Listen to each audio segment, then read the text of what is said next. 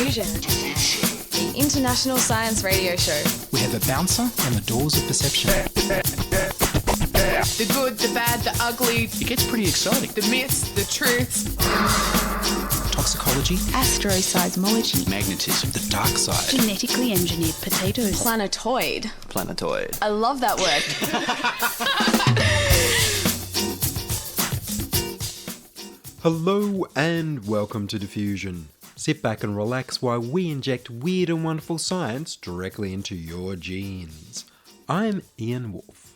On this edition, Tim Parsons concludes his argument that now is the time for Australian space industry to take off. But first up, here's the news.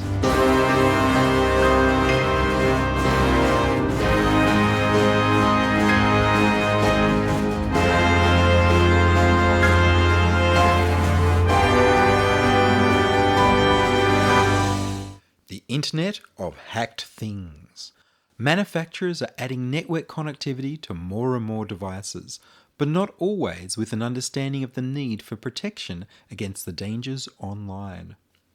Miele dishwashers, Cloud Pet teddy bears and Samsung TVs have been hacked. The German manufacturer Miele released their professional PG8528 dishwasher, an industrial washer disinfector used in facilities like restaurants and hospitals, complete with a built-in wired internet connection and web server. The washer disinfector has sensors to test the water and determine if the load has been cleaned and become germ-free, and generates reports. Like many manufacturers, Miele would also be collecting analytical information on how the washer is used, what you had for breakfast, and how it performs all the better to be able to build better products in the future. The Miele website also talks about device interconnectivity, but it isn't really clear what other device you would need or even want your washer disinfector to be connected to.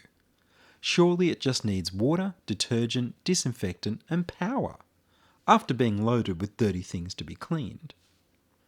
The dishwasher's built-in web server has been hacked with an old exploit called a directory transversal attack that allows a hacker to run commands.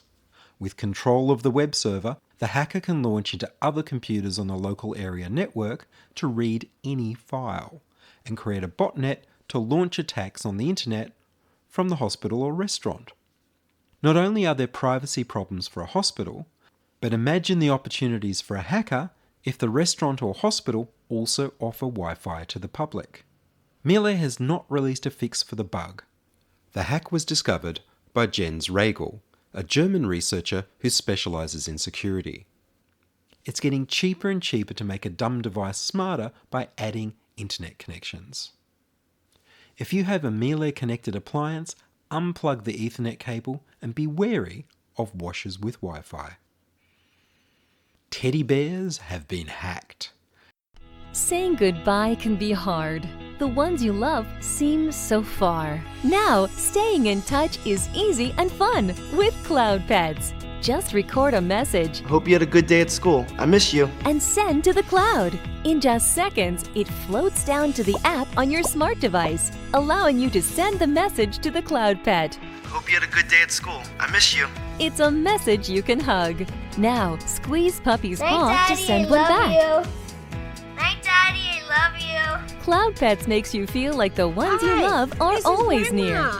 See you real soon. The Cloud Pets app uses Bluetooth technology to send your messages. Hi, this is Grandma. See you real soon.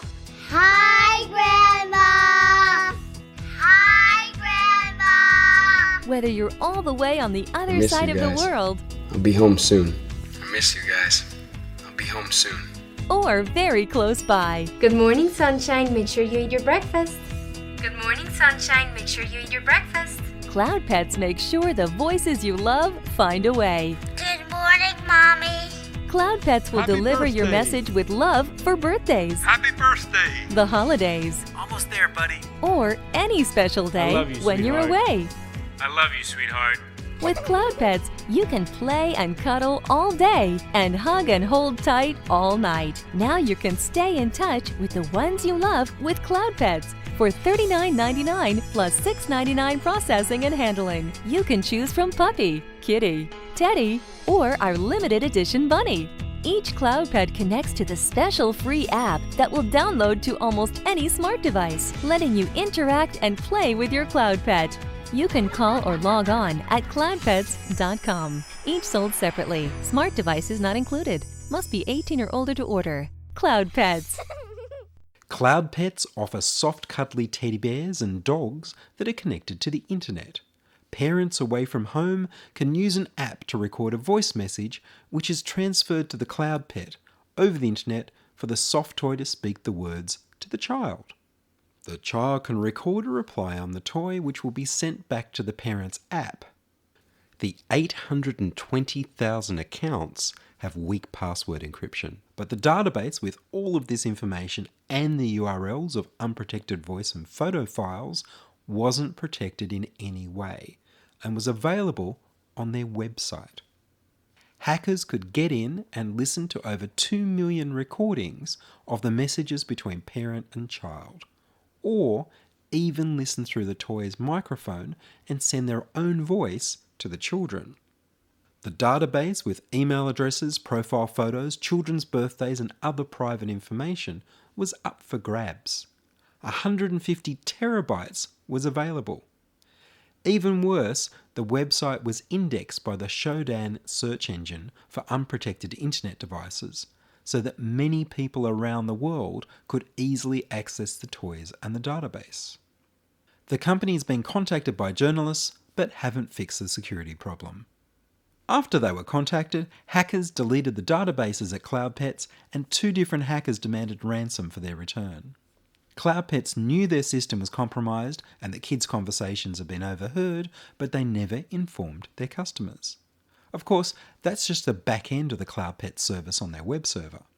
It turns out that the Cloud Pets toys also have an unsecured Bluetooth system that allows hackers nearby to take over the toy and listen and talk with the children without connecting over the internet, just by standing outside your front fence or anywhere within 10 meters. If you have a Cloud Pet, switch it off. First I connect to the toy.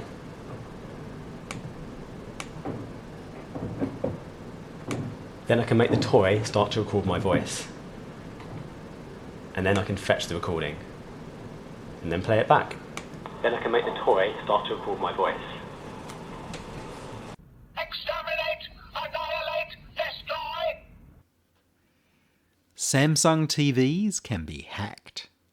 Last year I reported how new Samsung TVs have microphones for voice recognition and cameras for face and gesture recognition, and how they report the vision, sound and which programs you watch back to Samsung HQ to provide these services. WikiLeaks released documents that show that the CIA can take over your TV to spy on you over the internet by putting a memory stick into the TV's USB port to load malware. The CIA called the exploit Weeping Angel. People were told not to worry too much because the CIA could only do this if they'd broken into your house to physically access your TV's USB ports.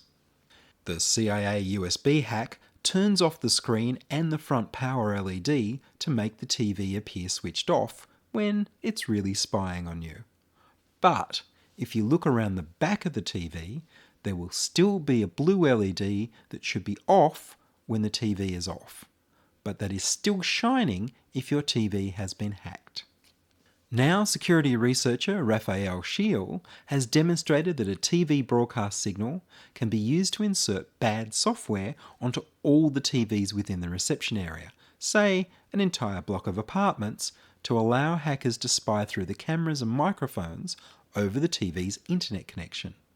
The hack survives restarting the TV and even a factory reset.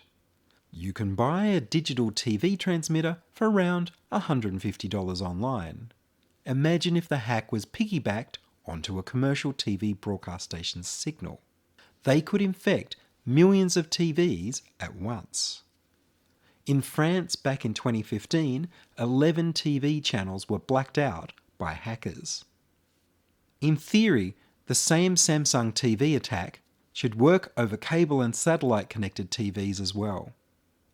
The researchers are concerned that most people who watch TV are not used to security messages from their TV. Make sure your TV's firmware is always updated.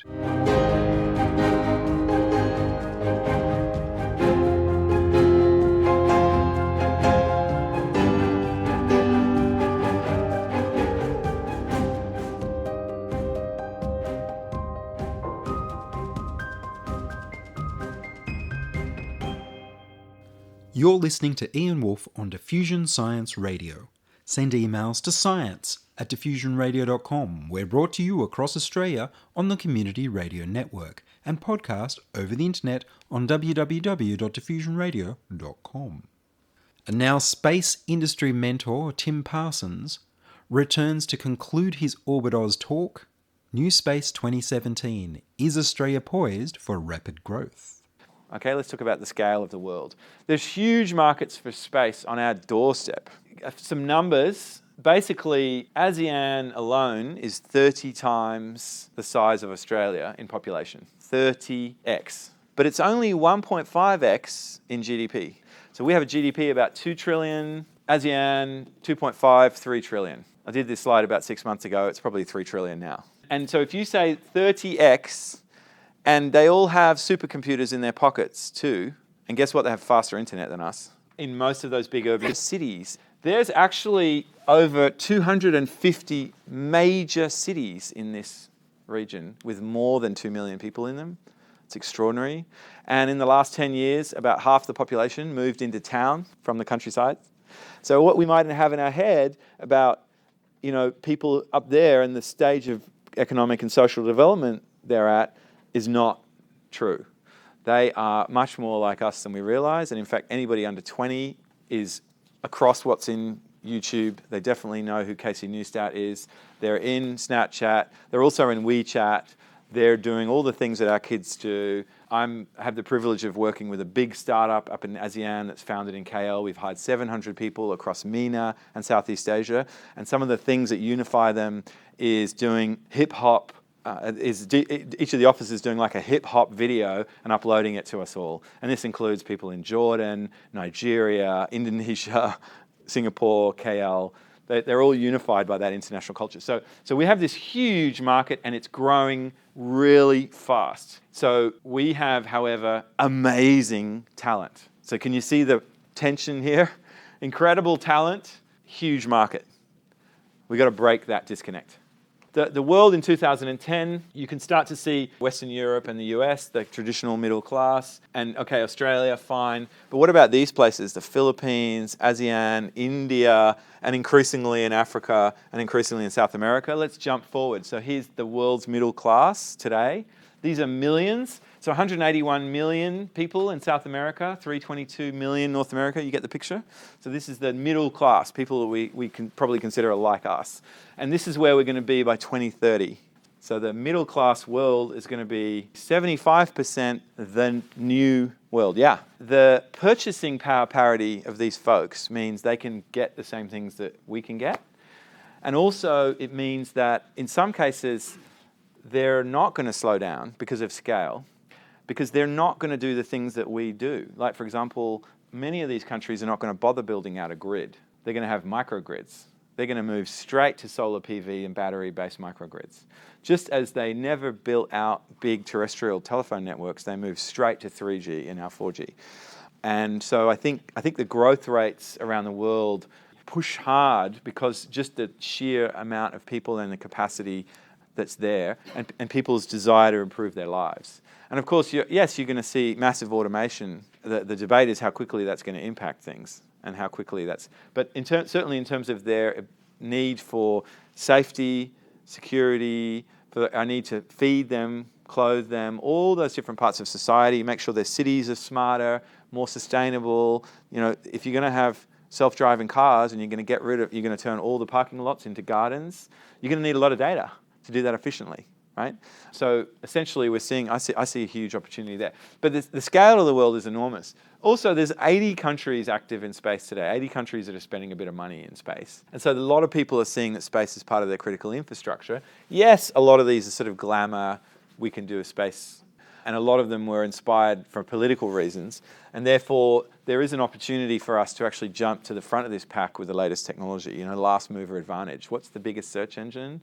Google. It's like the last of their cohort, So I think Australia has the ability to jump into this incredible supply chain and service a lot of these other folks and their needs, right? Because they're seeing that there are needs. And we also have the ability to take a decent market share because we're smart. Again, remember the frame? This is proof of scale. This is the proof of scale bit, right? I'm showing that it's a big world out there. The other thing is that the space industry, a lot of people have sort of woken up to the fact that it's growing really fast, right? Faster than the internet, practically. And the predictions are that around by 2030, there's a UK prediction is by 2030, it'll be worth $1 trillion. And they have a goal that the UK has a 10% global share of that, $100 million per year. And now, Australia, we have a share of the global GDP of about 1.5, I think it's maybe just under 2% of the global GDP. But currently, we're only using about 0.8, we only comprise about 0.8% of the global space economy, and it's all domestic, and it's all us buying services from other people, right? We're importing. So we should, at the very least, be aiming to have a 2% share of this. And in fact, a group of us in the Space Industry Association of Australia, we want to push for 4%. We think Australia should have a 4% share, which means we should be kicking a $4 billion a year industry. And we think we can do that, right? Because of the scale of these countries. And we think we could do it by 2030. Also, we're seeing an explosion of services. So like domestic consumption of geospatial information. Geospatial information has traditionally been subsidized by like US military. GPS satellites are all US military and they open source them, right? But increasingly there's people starting to come in with higher fidelity, augmented positioning services. So what's a use case? Okay, so use case is a robot. And the robot is putting fertilizer on a field, right, in Australia. And it's going to go along and put this fertilizer in the field, and 6 months later it's going to come back. And it needs to know that it put that fertilizer on that spot so that it doesn't over-fertilize. That's the idea. That's the whole point. You're getting a robot to do the fertilizer. So you don't have to buy as much. So it's more efficient and it's better on the environment. But as a farmer, you're going to spend less money. But guess what? Australia moves 6 centimetres a year north thanks to continental drift. So you need high precision augmented GPS to correct for that 6 centimetres a year shift. See how complex the issue is? And so that's another thing that people are starting to just experiment with. They're starting to mess around with. But I expect that to become scale industry. Right now, John Deere, who's one of the world's largest manufacturers of tractors, you can take drone data, download it to your PC, upload it into the tractor, and then the tractor will do a particular pattern on the field. You can do that now. And the software is powered by John Deere. Right, so that is in the agricultural sector. That stuff's all coming. The guys in agriculture are experiencing a rain of new vendors, new solutions, all sorts of people realizing how much efficiency they can push into that. So that's all going to be part of the space economy that we want you guys to be part of. So, okay, so I've gone through the lean cycle. So I think I've got proof of problem, I think I've got proof of market, and I think there's scale. And I think that the key really that we want to tell startups is do stuff, try stuff, get out of bed, get out of the building, go and talk to customers, try to understand things, and really see if you can make it work. And not enough of us have been doing that. We've been saying, government, give us some money so we can buy some toys. We've been saying, defense guys, surely you need this stuff, give us some money so we can buy some toys. We've been saying, let's do a whole bunch of research and get a whole bunch of PhDs, and that's a good thing. I actually think that we as a space industry should follow the example of the research astronomy industry, who make all their own gear, right? When they want to collect data, they go and make the gear, and then they go and do experiments with it. Now, it's not commercial, but that's an amazing community that Australia has, and we're not tapping into those guys at all, and they're so respected around the world. So some of the things that we have achieved as a community since January 1, 2016, we've identified about 30 teams. I found a couple more today, would you believe? So we've identified about 30 teams that are working in as startups or declared sort of startups. Some of them may be borderline zombies, some of them they're waiting for the right time, but there do seem to be about 30 teams. They've also, 5 of them have raised about $10 million. I don't know how much money you guys have raised, so I haven't included you in that number, but about 5 of them have raised about $10 million from Australian investors, and not high net worth individuals as much as actual early stage VC companies. Smart money, in other words. We've also had about 10 payloads, including the 3 spacecraft that are about to be launched, each of which has about 3 or 4 payloads in it. The QB50 spacecraft have about 4 boards each, 4 experiments each. So I'll just round it down. So we've got about 10. As of about 2 weeks from now, we would have had 10 Australian payloads developed either by universities or by private companies in space since 2016.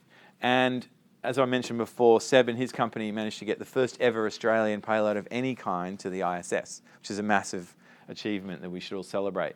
So these are some of the early signs that actually the timing is right to start now. The timing is right to start getting educated. It's not right to sell your house, and it's not right. None of us can yet, it seems, apart from a few, earn an income from space yet. But it seems like there's a shift in the tide. And I think the other thing is that we're about to see a space agency being announced. This is going to happen. It's now just a matter of when, over the next few months. If it happens before the big conference in Adelaide that's happening in September, the International Astronomical Congress, the largest conference ever held in Adelaide, in fact. Whether it happens at that conference or whether it happens in Canberra, it's going to happen. And we're also not going to have a NASA-style space agency. We're going to have an industrial policy-style space agency, one that brings together research, government, and innovation and private companies to try and grow the industry, not just do glamour space, not just be involved in some amazing science, deep space projects, but also to try and build up local capability and give you guys opportunities.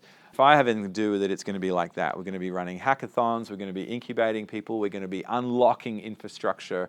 We want to do that stuff in Woomera. We want to do that stuff on air bases. We want to do that stuff in Tidbinbilla. We want to get in there and hack and hustle with all the infrastructure that is in this country that we cannot get access to right now. So the time to start is now, and so I believe, in conclusion, Mr. Speaker, that I've refuted the question mark in the title of this talk. I think that we are set for terrific growth.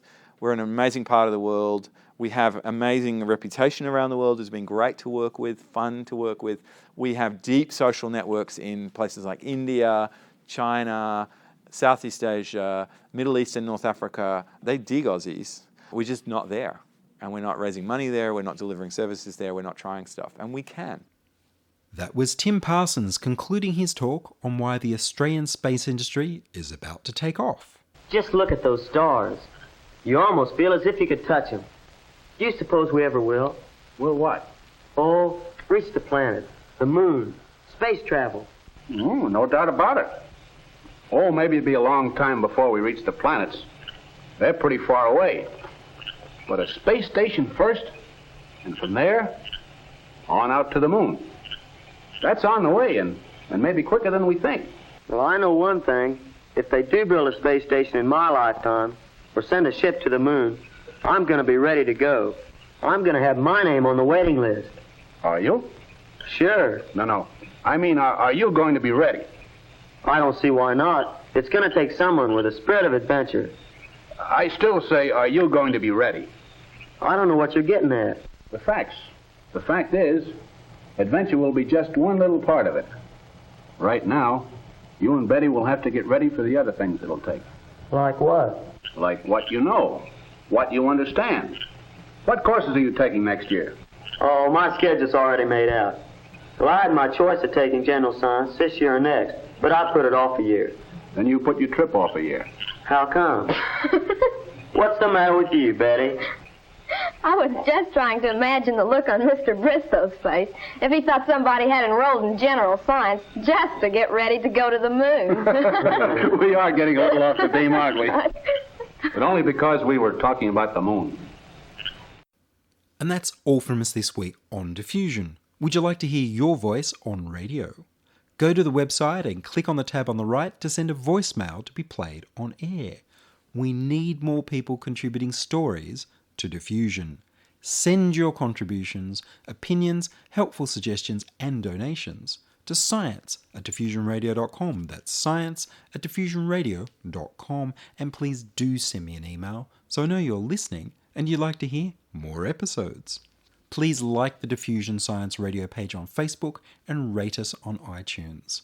Tell your friends. Follow me on Twitter @Ian Woolf.